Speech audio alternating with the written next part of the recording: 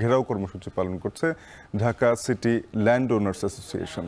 সেখানে আছেন সহকর্মী মশিউর অনেক, যুক্ত হবো তার সাথে। অনেক, ভূমি মালিকরা ড্যাপে কি ধরনের সংশোধন চাইছেন আর কি কি দাবি জানাচ্ছেন, বিস্তারিত জানাবেন।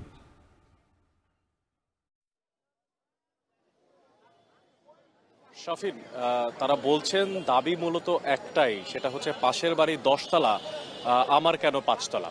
একটু জানিয়ে রাখতে চাই, ঢাকা সিটি ল্যান্ড ওনার্স অ্যাসোসিয়েশনের আজকের এই রাজুক ভবন ঘেরাও কর্মসূচির কিন্তু আগে থেকে ঘোষণা দেওয়া ছিল এবং বিভিন্ন বৈষম্য এবং তাদের সাথে ঘটা ড্যাপের মাধ্যমে যেই সমস্ত অনৈতিক সুযোগ সুবিধাগুলো পেয়েছে অন্যান্য রিয়েল এস্টেট ব্যবসা প্রতিষ্ঠানগুলো, সেই বিরুদ্ধে কিন্তু তারা এখানে রুখে দাঁড়িয়েছেন। মূলত একটু ড্যাপের সংস্কারের বিষয়ে আপনাকে একটু জানাতে চাই। 2022 সালের যে সরকার প্রস্তাবনাটা নিয়েছিল, ড্যাপের মাধ্যমে ঢাকা শহরের নগরের যে বিক্ষিপ্ত বাড়িঘর সেগুলোকে একটা সারিবদ্ধ জায়গায় প্রস্তুত করে নিয়ে আসে, সেই জায়গার বিরুদ্ধে কিন্তু তারা দাঁড়িয়েছেন। তারা বলছেন যেখানে ধানমন্ডি, উত্তরা কিংবা গুলশান, বাড়িধারার মতো জায়গাতে উচ্চতর সুউচ্চ ভবন নির্মাণের অনুমতি দিয়েছে, সেই জায়গায় কেন মিরপুর, মোহাম্মদপুর মতো সংশ্লিষ্ট এলাকাগুলোতে 5 তলা বা তার নির্ধারিত একটা মাপকাঠি কেন দিয়ে দেওয়া হয়েছে। সেক্ষেত্রে তারা বলছেন যে ঠিক আমার পাশের অঞ্চলের কারো বাড়ি 10 তলা, কিন্তু আমি আমার জমি থাকা সত্ত্বেও কেন 5 তলা বাড়ি করে সন্তুষ্ট থাকতে হবে।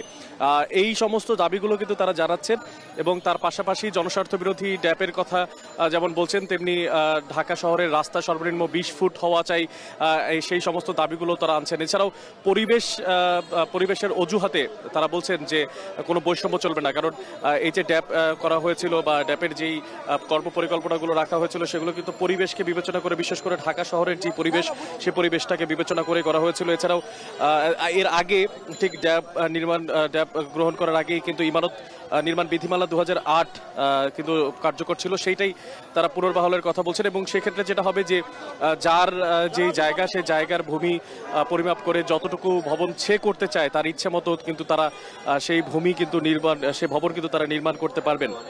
এছাড়া ওই যে ঠিক শুরুতে যেমনটা বলছিলাম, ধানমন্ডি, গুলশান, বনানী, বাড়িধারা ও উত্তরা ব্যতীত ঢাকা শহরের ভেতরে মূলত যে সমস্ত জায়গা, সেই সমস্ত জায়গাগুলোতে ইমারত তৈরি করার ক্ষেত্রে উচ্চতা এবং আয়তনের যে পার্থক্য, সেটা 50% কমিয়ে দেওয়ার ফলেই কিন্তু এই সৃষ্ট জটিলতা তৈরি হয়। তারা জানাচ্ছেন যে এখানে তারা রাজুকের সঙ্গে বেশ কয়েকবার কথা বলার চেষ্টা করেছেন এবং রাজুকের পরিচালকের সঙ্গে তারা বসতে চেয়েছেন, কিন্তু রাজুক পরিচালক তাদেরকে বাদ দিয়ে শুধুমাত্র অন্যান্য যারা ভবন মালিক প্রতিষ্ঠানগুলো আছে, যারা ভবন নির্মাণের সঙ্গে যুক্ত, তাদের সঙ্গে বৈঠক করছেন দফায় দফায়, যেটা তারা একদম পছন্দ করছেন না। তারা চাচ্ছেন যে রাজুকের পরিচালক তাদের সঙ্গে কথা বলুক, আর যদি তেমনটা না হয় তারা তারও পদত্যাগের দাবি জানিয়ে ভবিষ্যতে কঠোর অবস্থানে যাবেন বলে জানিয়েছেন শাফিন। তো এই পর্যন্ত ঠিক রাজুক ভবনের সামনে থেকে এই ছিল আমার কাছে সবশেষ।